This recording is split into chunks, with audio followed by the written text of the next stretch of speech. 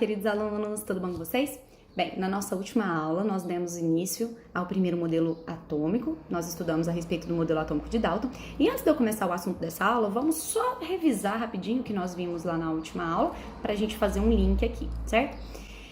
Para Dalton, o átomo era uma esfera maciça, indivisível, portanto fazendo jus aí ao nome, já que átomo significa aquilo que não divide, e indestrutível. Só que eu não falei para vocês nada a respeito de cargas positivas, cargas negativas, nada. Isso porque, para Dalton, o átomo ele era neutro.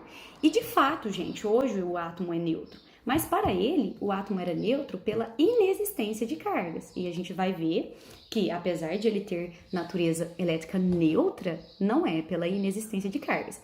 Então, esse modelo atômico ficou conhecido como modelo da bola de bilhar. Vou imaginar aí uma bolinha de sinuca, uma bolinha minúscula, bem pequenininha, que se assemelha ao que Dalton chamava de átomo, certo? Bem, gente, durante praticamente todo o século XIX, o modelo atômico de Dalton ele foi bem aceito pela comunidade científica e só lá no finalzinho desse mesmo século é que surgiram algumas evidências experimentais, algumas evidências científicas de que a eletricidade estava presente na matéria.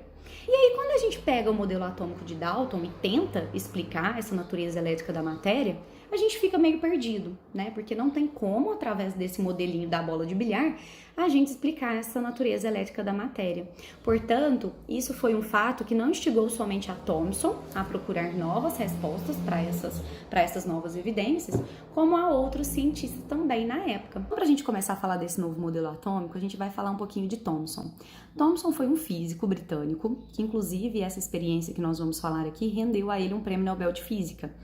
E ele tinha um amigo muito nerd, que era William Crookes, um físico e químico, também britânico, que lá em seu laboratório criou a ampola de Crookes. É esse aí, ó. Bigode fininho. Ah, dele na régua. É esse bonito aí do bigodinho fininho. O Crookes, muito do à toa, ele lá... Gente, eu sou à toa e nas minhas atoices eu não produzo nada, né? Olha o que o cara fez.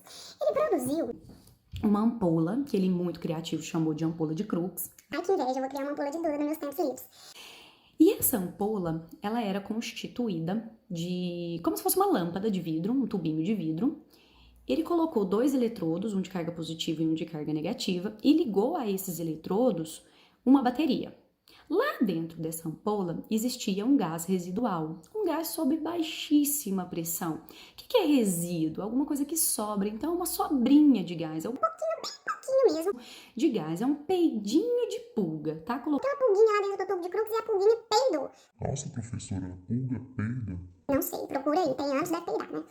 Então, gente, quando ele ligava esse sistema, ele observava que formava-se um feixe de luz lá dentro.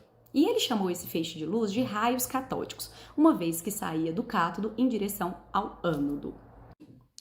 Eu fiz aqui um esqueminha para vocês entenderem como é feito essa ampola de Crookes. Então acompanha aqui comigo. Pausa aí, faz esse desenho no seu caderno para você entender e estudar isso depois. Então A gente tem aqui um tubo de vidro.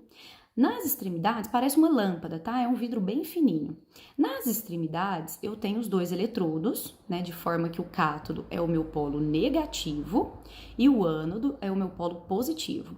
Ligado a esses eletrodos, eu tenho uma bateria e lá dentro foi produzido um vácuo. Ou seja, eu tirei tudo que tinha de matéria lá dentro e ele colocava, por exemplo, aqui um gás hidrogênio, sob baixíssima pressão, 0,01 atm. Então, eu sei que aqui dentro só vai ter o quê? Átomos de hidrogênio, no caso, se fosse usado o gás hidrogênio, certo?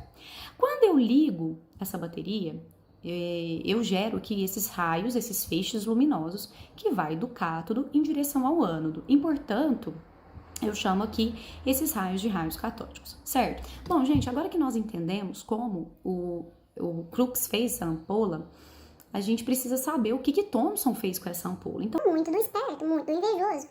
ele foi lá no laboratório do Crookes e falou assim: Amigo, o que é essa ampola aí? O que é esses? Na verdade, o que são esses feixes luminosos que estão aí dentro?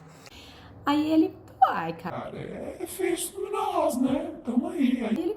O Thomson era um pouco mais curioso, ele foi lá. Não, mas isso daí tem que ter uma origem. O que será que é Isso, ele foi lá, sorrateiro que ele era, pegou uma ampola de Crookes, foi embora para casa para ele poder estudar o que eram esses feixes, esses raios catódicos. que eram esses feixes luminosos. E aí ele produziu ali, dentro do tubo da ampola de Crookes, algumas modificações. A primeira modificação que Thomson fez foi colocar o anteparo lá dentro dessa ampola. Então pensa aí como se fosse um palitinho de picolé. E o que ele observou?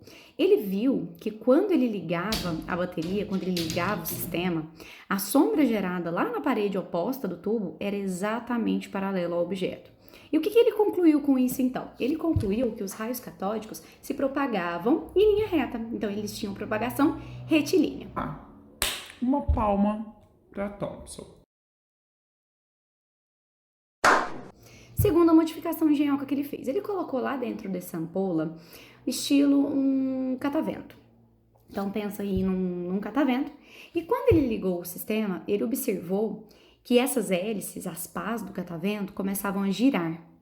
Bom, quer dizer então que esses raios catódicos, se eles conseguem bater na pá do catavento e conseguem girar essa pá, significa isso que eles têm massa, ou seja, eles têm característica de partícula. Opa, agora estamos perto da grande descoberta. Então, por enquanto, 2 palmas pra Thomson.